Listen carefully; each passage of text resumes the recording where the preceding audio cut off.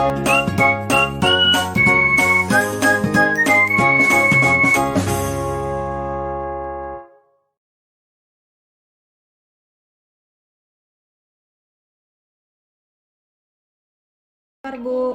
Waalaikumsalam warahmatullahi wabarakatuh. Baik, alhamdulillah Bu.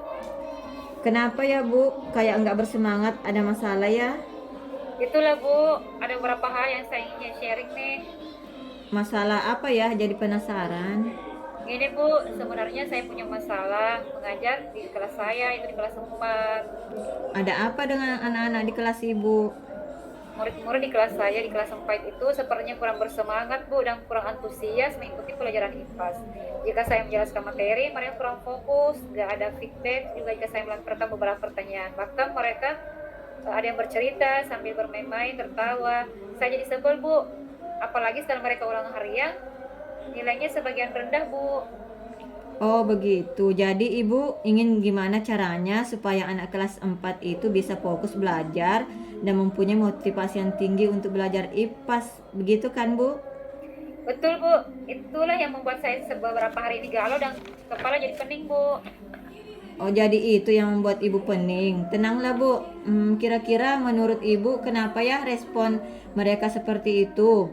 Mengapa mereka kurang antusias sehingga motivasinya rendah untuk belajar IPAS? Menurut saya, sebagian murid saya itu Bu, memang malas belajar Bu. Mereka lebih suka berada di zona nyaman. Banyak bermain game, nongkrong sama teman-temannya. Mereka itu rada-rada kurang spirit dan semangat untuk memahami materi yang saya ajarkan. Pokoknya cuek deh Bu. Kalau begitu dari skala 1 hingga 10 kira-kira di mana posisi Ibu sekarang untuk mencapai tujuan yang diharapkan? Masih minim Bu. Kira-kira sepertinya masih berada di posisi 5, di angka 5. Apa kekuatan Ibu dalam mencapai tujuan tersebut? Kira-kira apa ya? Anak SD kelas 4 itu kurang motivasinya kan selama pembelajaran IPAS. Biasanya Ibu menggunakan media apa saja selama proses pembelajaran? Saya menggunakan buku paket Bu. Oh, yang buku siswa itu maksudnya. Iya Bu, malah bukunya per murid, sehingga mereka seharusnya lebih fokus karena tidak berbagi sama temannya. Selain itu media apa lagi? Saya juga menggunakan LKPD supaya mereka lebih aktif dalam berdiskusi dengan teman kelompoknya. Lalu metode apa yang Ibu gunakan selama pembelajaran? Ada beberapa Bu, saya variasikan saja sesuai dengan materi dan tujuan pembelajaran yang kami capai.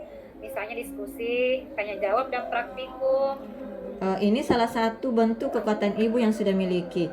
Dengan penggunaan metode yang bervariasi itu sudah sangat bagus, Bu. Menurut Ibu, adakah cara lain supaya mereka tertarik belajar agar motivasinya lebih tinggi lagi dari kemarin-kemarin? Mungkin saya harus lebih inovatif dan kreatif ya Bu, misalnya menggunakan beberapa media interaktif, menggunakan LCD dengan membuat PPT. Di kelas Ibu ada proyektor? Tidak. Gak ada Bu, Wah, akan tetapi saya bisa meminjam sama operator sekolah di sekolah Bu. wah bagus itu Bu. Terus media lainnya apa lagi? Saya berencana menggunakan media online berbasis game Bu, seperti like worksheet, dan di akhir pembelajaran saya akan memberikan kuis melalui aplikasi Quizizz karena saya melihat mereka itu sering bermain game. Itu sungguh luar biasa Bu. Penggunaan berbagai media interaktif akan membuat murid kelas 4 lebih bersemangat. Kira-kira dengan ide Ibu itu apakah dapat membuat antusiasme murid semakin tinggi? Menurut saya, hal tersebut bisa memotivasi murid, Bu, karena kita seharusnya mengajar sesuai kodrat alam dan kodrat zaman, kan, Bu. Lagian, anak zaman sekarang itu tidak pernah lepas dari gadgetnya. Bahkan banyak yang sudah kecanduan game. Nah, dengan menggunakan media bervariasi dan interaktif, tentu saja akan meningkatkan motivasi murid dalam pembelajaran. Adakah hambatan atau kendala yang dapat menghalangi Ibu dalam meraih tujuan? Nah itu dia Bu, ini juga menjadi beban pikiran saya. Masalahnya pembuatan media interaktif itu Bu, gak semudah membalikan telapak tangan, butuh keahlian dalam IT Bu. Lalu apa solusi dari Ibu? Saya harus banyak-banyak berselancar di dunia maya Bu, mencari referensi mengenai cara pembuatan media ajar interaktif dan yang berbasis game. Betul Bu, sebagai guru profesional tentu saja harus mengupgrade kompetensi Ibu. Ibu juga bisa saling sharing dengan teman-teman yang mampu dan piawai dalam penggunaan IT. Wah, betul ya Bu. Nanti saya akan bertanya kepada teman dari sekolah lain juga yang pernah juara pembuatan media pembelajaran berbasis IT.